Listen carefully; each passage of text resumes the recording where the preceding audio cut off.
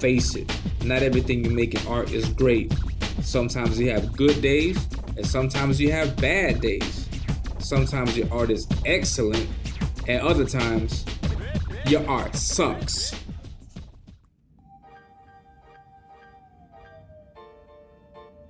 Hello everyone, and welcome back to the channel, and welcome to this new video. In this video, we're going to take a look at this artwork. Sorry. This is a fan art piece I did of the Invisible Woman. This was done way back in 2019. Yeah, this is always done in Peru. We do our dates day, month, year, but for some reason I think I must have gotten confused, but I put the month first and then the day. Well, luckily I put here August 6th to help me remember. So this is the fan art piece I did way back then, and as this was before I discovered the indie comic scene, and so back then I was trying to get better with the inking, because I had never done inks before this time. And so I was discovering how inks work, what are the do's and don'ts of inking. And so in this piece, there are clear errors and mistakes that I made that I'm looking back now, taking a look back at that time and seeing how what things I could do to improve. Also with the idea that maybe this could be information that could help some of the artists that are watching the video now. Maybe something that I show you here can help you pick up maybe some flaws that you make, some mistakes that you may have. So yeah, this piece, there's not much to this piece. If you saw the previous video, there's 3 topics that I mentioned, and I'm going to point the same topics out in this picture because I don't see too much else wrong with this piece really. So the first thing that we're going to look at in this video is proportions. And as you've seen in previous videos that I've done, proportions refers to the correct length of limbs, of the torso, of the body that you should have for your characters. Now, there's different ways to approach proportions, but I think the most common, I think also the easiest way to do it would be working with the size of the head. So if you draw a head that's this size, you have this length of the head, then this means that the rest of the body has to have a specific length in relation to this size of the head. So for example, most superheroes tend to be 8 heads tall, which means that if you stack 8 heads up, this is how tall a character should be. So you have 1, I have 2 heads here, 3 heads, 4 heads, 5 heads, 6, 7, 8, roughly about that size, huh? So that means that my character should be that tall, and the feet should be about here. So I think it's actually longer than that, but that should be the measurement that you use. Like everything in relation to the head. So you have your collarbone, and you have your torso, the upper part. Then you have the lower part, and you have the legs. You have your shoulder, and you have your arm, and you have your forearm. Got your hands. You have your kneecap. Then you have your shin and your calf muscles, then you have your foot. So that's usually the idea. This isn't precise. I think this is just a little bit longer than it should be. These spaces here in between the circles, I think, are adding up.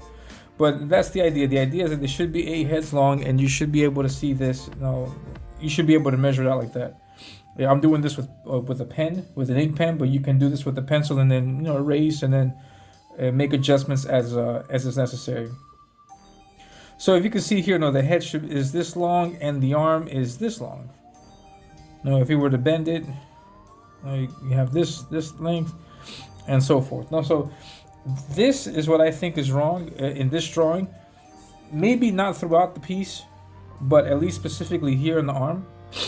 I just think that this arm could be a little bit longer. And that's actually a nitpick if I want to be serious about it. Because the shoulder's here, and considering the size of the head, this size is pretty big. So if I put that here, that's just one head. But if you see this here, it's a little bit longer than one head. So it should be maybe like about here, where the eraser's at, about here. This elbow should extend to like about here. And then from here to the hand should extend a little bit out. So it should just a little bit more. No? That's just me being, I guess, just nitpicking in that case. Or I could probably find a way to make the size of the head smaller. Because you could also approach it that way. You can either make the limbs longer, or if you like, you can make the head smaller. I think that could be the case here because, for example, from the bottom lip to the end of the face, that's a pretty big chin. So I probably could reduce that a little bit. Probably play around with it a little bit more.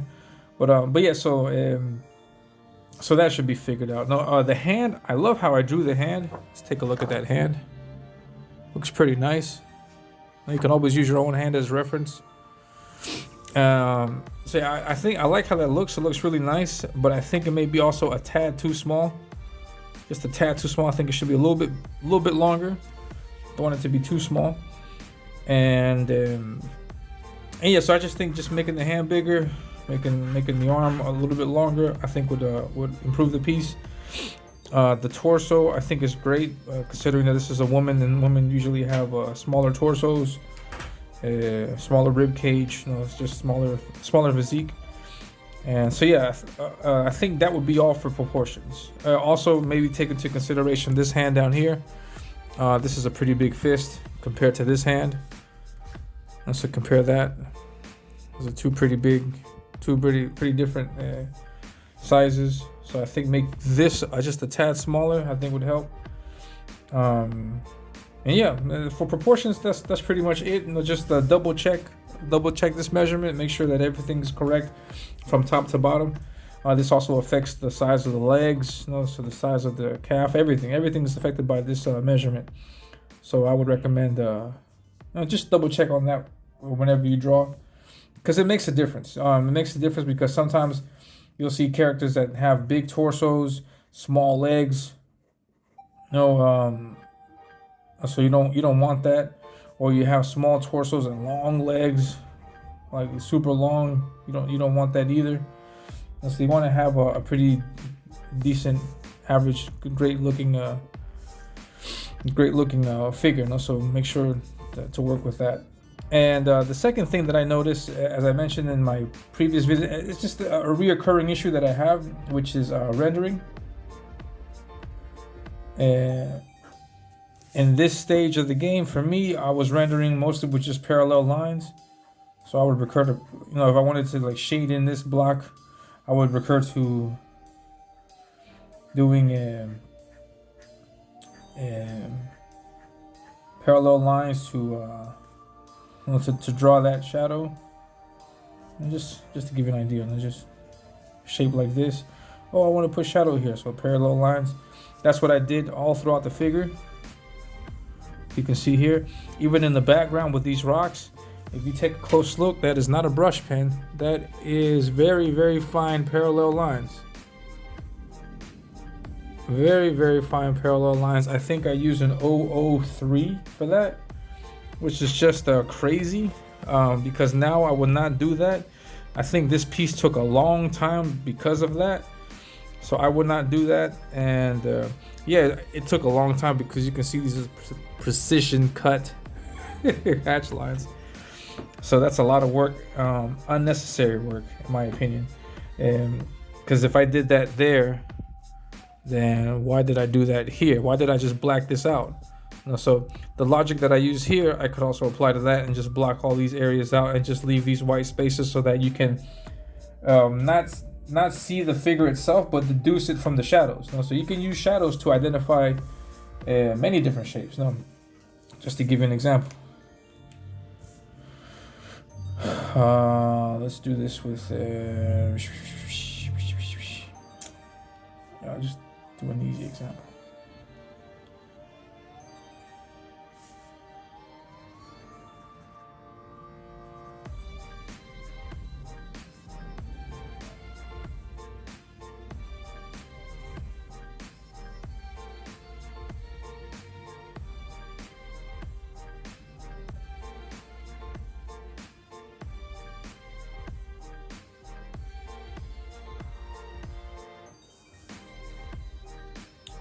could do this, this, and this.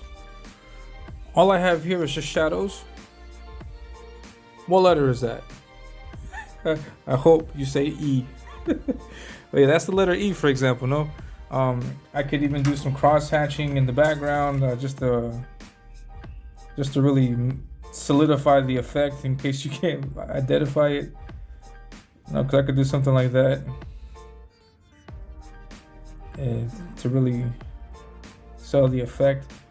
But what I'm trying to get at is that I could use the shadows.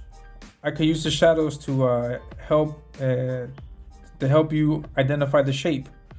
You don't need to draw it. You don't need to do hatch lines like this. You can just use solid blacks. And if you put the blacks in strategic places along this, then you can really sell the effect that this is a canyon ridge or a rock or whatever. No, so that could be approached in a very different way. So that all comes under the umbrella of rendering. So rendering could be improved in that case. And in the case here for this character here, considering the light source is at the top right. Now, so I'm picturing that the top right is the light source, so it's shining down this way. So I have the left side of the character has the shadows. So considering that, I can also play around with line weights and then make this area here darker lines under her boob. I'll make the lines a little bit darker on this side of the character, make it darker, and things like that. So rendering, and actually I dipped into the third one, which is line weights. The line weights just around the entire drawing is pretty good. In this case, I am not playing with a forward, mid-ground, and background type of thing where I need to do heavy lines on the foreground images. No, I don't have to do that in this case because this is all pretty much just in the same mid-ground. So the lines are okay. In this case, I would need to use line weights to tell the difference between the top or the areas that are closer to the light source, and then things that are further from the light source. Further from the light source.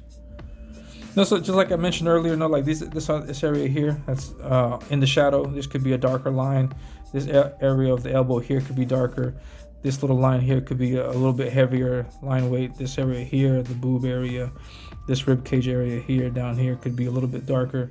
Leaving this top area with that same line width would work nice. So I don't think you have to make many more changes in that aspect. And then other than that, I mean, proportions, rendering, line weights, I think other than that, this piece works really good. I'm a personal fan of this effect that I did with her energy beam, her light beam. So she can manipulate light, and she has force fields and things like that. So I think I did really good here. At least I enjoy it. I like what I did there. I like what I did here also in the second one. This one has a little bit more attention to detail because this is a darker color than as you can see it through this light shield. You can see it in a lighter shade, not the same darkness but a lighter shade, just to sell that effect that she's messing with the light. So also with the cross hatching, I do a lot of lines here. I do fewer lines here if you can see them at all. Very, very fine. And so so that's just things that I used to sell this effect that I was trying to include, which is something that I had never tried. I probably won't try that now. I think nowadays things like that can be better executed with colors. But I mean, it looked nice. But now I probably would just do like a circle, or like half of a circle, or like 3/4 of a circle, so you can get the shape. But then let the colors do his thing. So that's pretty much it. There's nothing else that I see. Again, in this drawing, as in the next 2 or 3 drawings, I use these brush pens, these gray brush pens to render. Also for this effect, I used brush pens all over to sell this effect. That's something that there's a point where I stopped doing that because I don't want to depend on these brush pens. I want to sell those kinds of effects just with the ink work. So I have to work more with the inks to sell those kinds of effects. So there's a moment where I just say, you know what, I'm not doing this brush pen type thing. I'm just gonna go all inks, because inks is what fascinates me. When I was learning how to do this, I was like, wow, I didn't know you can pull off, like for example, these kinds of effects just with ink. There's no gray color. There's nothing like that. It's just black and white. But you can pull off a grayish effect with these hatch lines. So yeah, so that's the idea. I hope you liked the video. If you did, please hit the like button. If you didn't like the video, helping me out, help a brother out, and hit the like button anyways.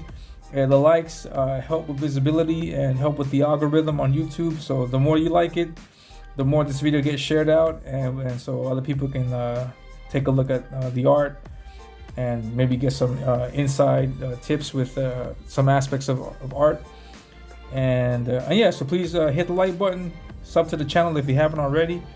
I do a bunch of these videos where I critique my own art. I also have art videos of me drawing. I also have videos of my current art, which is just a tad better than than this older art. So yes, take a look at it, check it out. Take a look at the backlogs. I have a bunch of videos. I also do creator interviews, where I interview a lot of different creators that are creating comics in the indie scene. And so if you like any of that, hit the like button, subscribe to the channel. If you have any questions about art, or if you have any comments or anything to say, if you want to correct me on anything, please feel free to do so. I am not an art guru. I am simply giving you information that I learned in my own artistic journey as I improved over the years. So this is what I'm sharing with you guys. If you guys have some extra tips, please be sure to share that with us, and I'll be very happy to correct myself if there's anything that I need to correct. And that's it. So thank you very much. Have a great day, everyone, and I'll see you in the next video. Take care. Hello, everyone. The time is finally upon us. Ominous Avenging Death is now available. Avenging Death is a short 10-page story that serves as a preview of what kind of art you can expect and the world you'll see in the main story of Ominous. In Avenging Death, we'll see Zadok take on the monstrous Deathmonger in a 10-page fight scene that'll be sure to get you hooked into the world of Ominous. All of the artwork is done, including the line art, which was done by me, the colors, which were done by Emmanuel Orlas, and the lettering, which was done by Paul Bird. So grab your copy of the digital PDF file today for only $5. That's right, $5. Contact me in my DMs on Twitter for more information. Now, coming up next is the official trailer of Ominous Avenging Death. Enjoy.